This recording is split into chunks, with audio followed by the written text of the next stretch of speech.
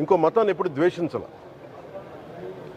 కానీ ఈరోజు నేను మాట్లాడుతుంది ఈ ప్రాయశ్చితం దేనికి మా దీక్ష అనుకుని నేను ఎప్పుడు మీ అందరికీ తెలుసు 5 సంవత్సరాల వైసీపీ పాలనలో ఇదే దేవాలయంలో కనకదుర్గ అమ్మవారి రథం తాలూకు మన సింహాలు మాయమైనవి, కొన్ని ఇబ్బందులు తప్పులు జరిగినాయి అంటే ఒక్కొక్కరు ఎలా మాట్లాడారు వైసీపీ నాయకులు. వాళ్ళెవరు ముస్లిమ్స్ కాదు, హిందూస్ కాదు, వాళ్ళెవరు ముస్లిమ్స్ కాదు, క్రిస్టియన్స్ కాదు, హిందువులే అందరూ. పొద్దున్నేస్తే తాళ్ళు కట్టుకునే వాళ్ళు, బొట్లు పెట్టుకునే వాళ్ళే. కానీ ఒక తప్పు జరిగింది, ఒక అపవిత్రం జరిగింది అంటే పదవులు అనుభవిస్తూ ఉన్నవాళ్ళు, పొద్దున లేస్తే గుళ్ళకి వెళ్ళేవాళ్ళు, వీళ్ళు అపహాస్యం చేస్తూ ఉన్నారు, వీళ్ళు వెటకారం చేస్తూ ఉన్నారు. ఈ ఎంటైర్ ఈ విషయంలో వాళ్ళు మతం పుచ్చుకున్నారా లేదా నాకు అన్నీ తెలియదు. వైవి సుబ్బారెడ్డి గారు ఉన్నారు, భూమన కరుణాకర్ రెడ్డి గారు ఉన్నారు, వారి కుటుంబ సభ్యులు ఉన్నారు. ఎవరైనా సరే మీరు మతం పుచ్చుకున్నారా లేదా నాకు తెలియదు. అవన్నీ అది మీరు బయటికి చెప్పుకుంటారా లేదు నాకు తెలియదు.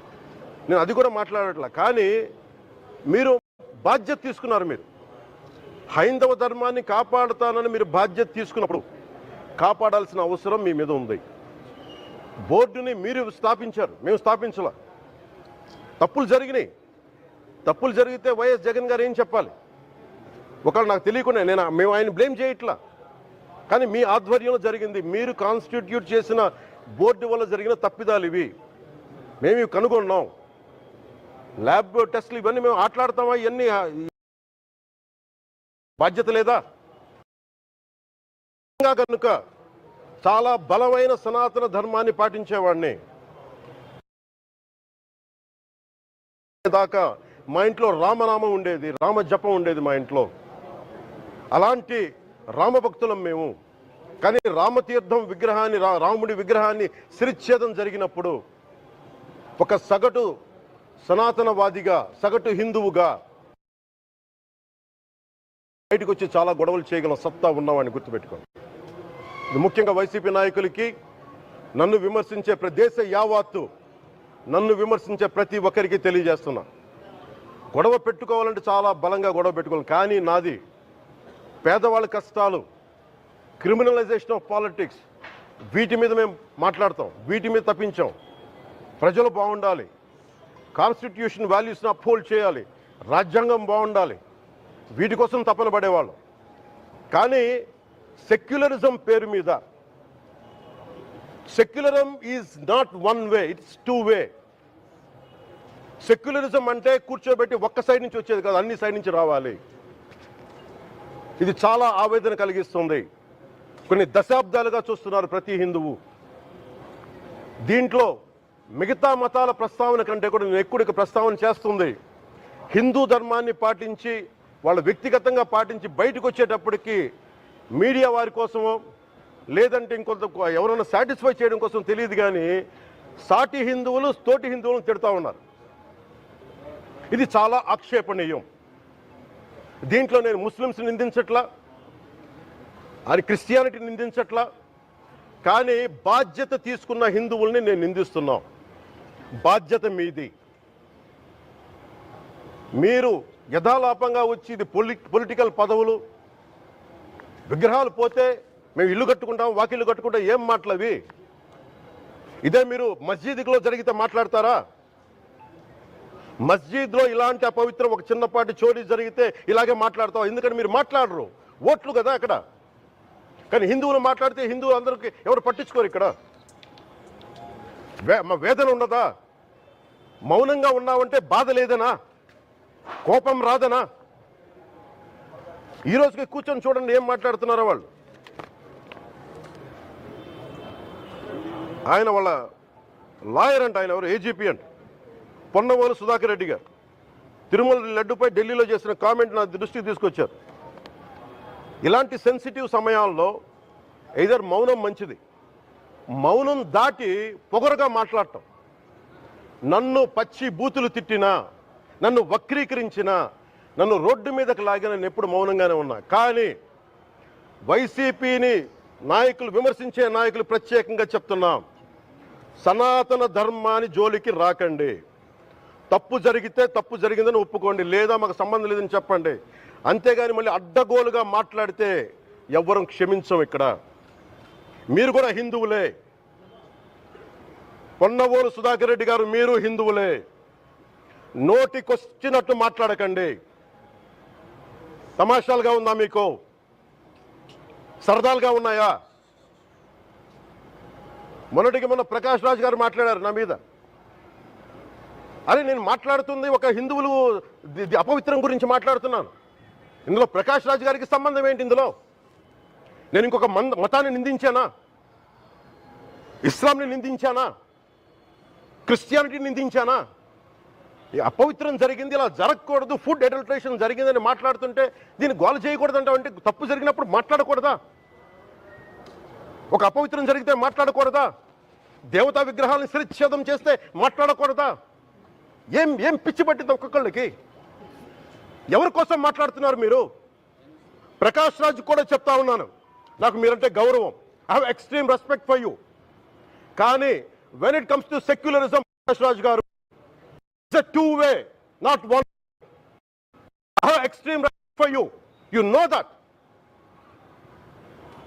మీరు secularism is all it is not way. హిందువుల మీద దాడినప్పుడు వచ్చి మాట్లాడటం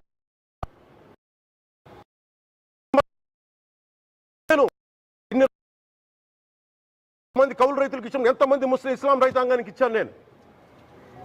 ఇదే ఎన్ని మద్రాసాలకి డబ్బులు ఇచ్చాను నేను. 25 లక్షలు 30 లక్షలు ఇచ్చాను. నేను ఇచ్చినవాడిని. నేను నాకు అన్యమతం ఇస్లాం మీద గౌరవం ఉన్నవాడిని, క్రిస్టియానిటీ మీద గౌరవం ఉన్నవాడిని. చిన్నప్పటి నుంచి కూర్చొని మిషనరీ స్కూల్లో చదువుకున్నవాడిని. నా టీచర్ చెప్పే సూక్తి, తను తగ్గించుకున్నవాడు హెచ్చింపబడిని చెప్పి బైబుల్ సూక్తిని ప్రతిసారి కోట్ చేస్తూనే ఉంటాను. ఇది నా గౌరవం. ఇది నేను చూపించే గౌరవం. మీరు మాట్లాడితే కూర్చొని నేను పాటించే ధర్మానికి అపవిత్రం జరిగినప్పుడు నేను మాట్లాడకూడదు, మౌనంగా ఉండాలి. సెక్యులరిజంకి విఘాతం అంటే ఏంటి? సెక్యులరిజంకి విఘాతం నా ఇంటి మీద దాడి జరిగినప్పుడు నేను మాట్లాడకూడదా? నా ఇల్లు 10 మందికి ఆశ్రయం ఇస్తుంది. నా సనాతన ధర్మం అన్ని ధర్మాలకి ఆశ్రయం అయితే దానికి దాడి జరిగినప్పుడు, దాని మీద అపవిత్రం జరిగినప్పుడు దానికి కూడా మాట్లాడకూడదంటే ఏం మాట్లాడాలి మీతోటి? ప్రకాష్ రాజ్ గారు, you have to learn your lessons. I respect you. It's not just Prakash Raj Garu, all the people who thinks in the name of secularism, you're going haywire. Let me tell you guys, we are extremely hurt. Don't make a mockery out of our sentiments. We are deeply, deeply hurt. It's not fun for you, maybe it might be fun for you. It is not fun for us. It's a deep anguish, deep pain. Don't you ever forget. Before you come and think 100 times and talk about Sanatana Dharma. Enough of this. చాలు. ఇష్టానికి మాట్లాడుతూ ఉన్నారు సనాతన ధర్మం మీద. అయ్యప్ప స్వామి మీద మాట్లాడతారు, సరస్వతి దేవి మీద మాట్లాడతారు. అల్లా మీద మీరు మాట్లాడగలరా? మహమ్మద్ ప్రవక్త మీద మీరు మాట్లాడగలరా? జీసస్ మీద మీరు మాట్లాడగలరా? అందరూ కూర్చొని సనాతన ధర్మం మీద, వినాయకుడి మీద జోకులు వేస్తారు, దుర్గాదేవి మీద జోక్స్ వేస్తారు, సరస్వతి దేవి మీద జోక్స్ వేస్తారు. మా మనోభావాలు గాయపడవా? మాకు బాధ ఉండదా? అందుకే నేను ప్రతిపాదించింది ఏంటంటే ప్రతి దానికి రావలేకపోతున్నాం. సనాతన ధర్మ రక్షణ board is order of the day. ప్రతిసారి కూర్చోబెట్టి మేము డిఫెండ్ చేసుకోలేం. ఇది ప్రతి సగటు హిందువు తాలూకు ధర్మం. ఇదే ఇస్లాం మీద దాడి జరిగితే ఎంతమంది బయటకు వస్తారు? ఎంతమంది నిరసన తెలియజేస్తారు? రోడ్ల మీదకి రమ్మని చెప్పట్లా. కనీసం మీకు కోపం కూడా రాకపోతే మేము ఏం చేస్తాం? గుడికి వెళ్ళే ప్రతి హిందువు బాధ్యత కాదా ఇది? నా ఒక్కరి బాధ్యతైనా, మా బాధ్యతైనా, మీది కాదా? ధర్మాన్ని మీరు పరిరక్షించరాదు, మీ బాధ్యత కాదా?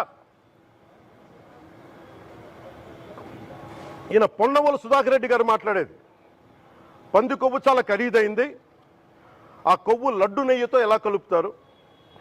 నెయ్యి 300 రూపాయలు ఉంటే పంది కొవ్వు 1200 రూపాయలు. బంగారంతో రాగి కలుపుతారా? ఇత్తడిలో పుత్తడి కలపరు. చెంబు తయారులో ఎవరైనా బంగారం కలుపుతారా? మదమెక్కిన మాటలు పొన్నవోలు సుధాకర్ రెడ్డి గారు. మదమెక్కి వస్తే ఇట్లాంటి మాటలే వస్తాయి. మీరు నా మీద కోర్టులో కేసులు వేసుకుంటారో ఏమి చేసుకుంటారో చెప్తా. మీరు ఏజీపీలు కదా, మీ దగ్గర వేల కోట్ల డబ్బులు ఉన్నాయి కదా, వేసుకోండి కోర్టులో, చెప్పండి. సనాతన ధర్మానికి నోటికొచ్చినట్టు మాట్లాడితే మిమ్మల్ని అందరినీ రోడ్ల మీదకి లాగుతాం, గుర్తుపెట్టుకోండి. తప్పు జరిగింది, ప్రాయశ్చిత్తం చేసుకోండి, లేదంటే మౌనంగా మాట్లాడకుండా ఉండండి అంతే. మా మనోభావాలు ఇంకా రెచ్చగొట్టేలా మాట్లాడొద్దు. భూమన కరుణాకర్ రెడ్డి గారు మాట్లాడతాను నేను వెళ్ళి హై డ్రామా, రాజకీయ మనసు ఉన్న వాళ్ళు అత్యంత దారుణంగా ప్రవర్తిస్తున్నారండి. లడ్డు కలుషితమైంది అంటున్నారు. కల్తీ నెయ్యితో తప్పు చేసి ఉంటే సర్వనాశనం అయిపోతాం, రక్తం కక్కుని చచ్చిపోతాం. మీ నాశనం మొదలైంది. రెండోది అది భగవంతుడికి వదిలేస్తున్నాను. వైవి సుబ్బారెడ్డి గారు విచారణకి రావాలంటే రికార్డులు ఆయనకి ఇవ్వాలంట. మీరు ప్రభుత్వంలో రికార్డులు మాకు ఇచ్చారా? మాకు ఏం మాట్లాడుతున్నారు మీరు? మీరు కూడా విచారణకు సిద్ధంగా అండి. అసలు ఈవో ధర్మారెడ్డి గారు ఆ మనిషి గాయబ్, ఈరోజు దాకా లేడు ఆయన. ఈరోజు దాకా మళ్ళీ కనిపించలా. ధర్మారెడ్డి గారు నేను మిమ్మల్ని చూశాను. ఆ రోజున నేను దర్శనానికి వచ్చినప్పుడు మీరు అందరూ ఎలా ప్రవర్తించారో నాకు తెలుసు, నేను చూశా. తిరుమలని ఇష్టారాజ్యంగా చేశారు, అది వ్యాపార కేంద్రంగా చేశారు, ఆధ్యాత్మిక కేంద్రం నుంచి పర్యాటక కేంద్రంగా చేశారు. అది ఇదే మీరు మక్కాకి వెళ్తే ఇలాగే ప్రవర్తిస్తారా? మీరు ఒకసారి మక్కాను చూసి నేర్చుకోండి. ఇస్లాంని పాటించే ప్రతి ముస్లిం ఎంత పవిత్రంగా పాటిస్తాడో చూడండి. అక్కడ అథారిటీస్ని అడగండి. ఒక చిన్నపాటి మస్జిద్కి వెళ్తే ఎంత పవిత్రంగా చూసుకుంటారో చూడండి. ధర్మారెడ్డి గారు మీరు హిందువులా? మీ ఇష్టానికి మీరు చేసేసుకుంటారా? మీ బిడ్డ చనిపోయాడు, చనిపోయిన కనీసం 11 రోజులు లోపలికి రాకూడదండి, ఈ లోపల వచ్చేస్తారా మీరు? మేము మర్చిపోయామనుకుంటున్నారా? ఆగమ శాస్త్రం చెప్పింది మీకు ఇదేనా? అంటే గవర్నమెంట్ ఉద్యోగులు అయితే ప్రభుత్వం మీ నియమిస్తే మీ ఇష్టానికి చేసేసుకుంటారా? మాకు బాధలు ఉండవనుకుంటున్నారా? ఇదే మీరు ఒక ఇస్లాంకి చేస్తే అపచారం జరిగితే మీరు ఏం చేస్తారు? బయట రోడ్ల మీదకి వచ్చి మీరు కూర్చోబెట్టి దాన్ని పొలిటికలైజ్ చేస్తారు. మీరు పొలిటికలైజ్ చేస్తారు. నేను నిజంగా చెప్తున్నా, జగన్మోహన్ గారికి కూడా చెప్తున్నా, మీరే కనుక నేనే కనుక సనాతన ధర్మం మీద పోరాటం చేయాలని నన్ను ఆపేవాళ్ళు ఎవరు లేరు ఈ దేశంలో, గుర్తుపెట్టుకోండి. నేను కనుక సనాతన ధర్మం కోసం నేను పోరాటం చేస్తే చచ్చిపోవడానికి సిద్ధం నేను. కానీ నేను అక్కడ దాకా తీసుకెళ్ళిన విషయాలు, దానికి నిదర్శనమే రాముల వారి విగ్రహం శిరిచ్ఛేదం జరిగినప్పుడు ఒక్క మాట మాట్లాడకుండా చెప్పి కూర్చున్నాను. ఆ తెలివితేట లేక మీ ప్రభుత్వాన్ని కిందకి తీసుకొచ్చి అధాపాతాలను తొక్కిన మేము మాకు శక్తి లేదనుకుంటున్నావా? ఉండవనుకుంటున్నావా? కానీ మేము సమాజాన్ని కలిపి ఉంచాలని వ్యక్తులం తప్ప విడగొట్టాలని వ్యక్తులం కాదు మేము, గుర్తుపెట్టుకోండి. అలాగే ఈరోజు నుంచి ప్రజలందరికీ కూడా చెప్తున్నా, ఎవరు అన్ని మతాలని మేము గౌరవించేది ఈ నేల. ఒక జనసేన పార్టీ అని కాదు, తెలుగుదేశం పార్టీ అని కాదు. మీరు ఏ పార్టీలకు సంబంధించిన వైసీపీలో ఉన్న హిందువులందరూ ఏం చేస్తున్నారు? మీరందరూ పోటీ పడ్డారు కదా తిరుమలకి వెళ్ళడానికి. మీరు మర్చిపోయారు, ఇందులో ఈ పాపం మీకు కూడా వస్తుంది, ఈ పాపం మీకు కూడా తగులుద్ది. మీ మౌనం కూడా మొత్తం జాగ్రత్త, తరాలు నాశనం అయిపోతాయి. మీ మౌనం మంచిది కాదు. ఇది ఒక వెంకటేశ్వరుడికి జరిగింది కాదు, భగవంతుడికి, నిరాకారుడు, ఆయనకి ఇవేం పట్టవు. మనం నమ్ముకొని ఆయనకి వెళ్తున్నాం, అది మనకి బాధ్యత. ఇది ఇంకా ప్రతి ఒక్కరు దీన్ని గుర్తుపెట్టుకోండి. చేతులెత్తి వేడుకుంటున్నాను, చేతులెత్తి వేడుకుంటున్నాను. సగటు హిందూ మీరు సినిమా టికెట్లకు వెళ్ళిపోతారు, అభిమానులు అందరూ. మీరెవరు హిందువులు లేరా? సినిమా టికెట్ల కోసం చించుకుంటారు. సినిమాని మీరు కూర్చోడానికి మీరు మొత్తం మాట్లాడతారు. అందరిని అడుగుతున్నా, అందరు మొత్తం భారతదేశపు యావత్తు ఉన్న సినిమా అభిమానులను అడుగుతున్నా, మీరందరూ హిందువులే కదా? అత్యధికులు హిందువులే కదా? మీకు బాధ్యత లేదా? మీకు మీ సినిమా హీరోలు, నేను కూడా హీరోనే, నన్ను మించి దేశాన్ని చూడమని, సనాతన ధర్మాన్ని చూడమంటున్నా. మీ కన్వీనియంట్గా కూర్చోబెట్టి హీరోలను ఎత్తడం కాదు, నన్ను ఎత్తడం కాదు. ధర్మం విఘాతం కలిగినప్పుడు ధర్మానికి మీరు మాట్లాడటం మీ బాధ్యత. నా తరం మేము కష్టపడుతున్నాం, ముందుకు వచ్చాం. ఎవరి కోసం పడుతున్నాం ఈ కష్టాలు? మాకు సరదా కాదు. ప్రతి ఒక్కరి ఇష్టానికి వచ్చి మాట్లాడుతూ ఉంటే బాధ కలుగుద్ది. అయ్యప్ప స్వామి దీక్ష చేసే వాళ్ళ మీద ఎంత ఇష్టారాజ్యంగా మాట్లాడతారు. ఇదే మీరు ఎవరన్నా సరే ఇస్లాం మీద మీరు గొంతు ఎత్తగలరా? ఎందుకంటే రోడ్ల మీదకి వచ్చి కొడతారని మీకు భయం, అందుకు మీరు మాట్లాడరు. హిందువులు అంటే మెత్తని మనుషులు కదా, తోటి హిందువు కదా, మీరు ఏదైనా మాట్లాడచ్చు. మీకు నమ్మకాలు లేకపోతే మీరు ఇంట్లో కూర్చోండమ్మా. మీకు నమ్మకాలు లేకపోతే ఇంట్లోంచి బయటికి రాకండి, మమ్మల్ని ఏం అనకండి. మేము ఎలా పూజా విధానం ఎలా చేస్తాం, అలాగే ముఖ్యంగా ఫిల్మ్ ఇండస్ట్రీ కూడా నేను తెలియజేస్తా ఉన్నా. దీని మీద మీరు మాట్లాడితే మద్దతుగా మాట్లాడండి, లేదంటే మౌనంగా కూర్చోండి. అంతేగాని మీ మాధ్యమాల ద్వారా అపహాస్యం చేస్తే మటుకు ప్రజలు మిమ్మల్ని ఎవరు క్షమించరు. ఎందుకంటే చాలా డీప్ పెయిన్ ఇది. మీరు లడ్డు మీద జోక్లు వేస్తున్నారు. నేను ఒక సినిమా ఫంక్షన్లో కూడా చూశాను, laddu is a sensitive issue అని. Don't you ever say that. Don't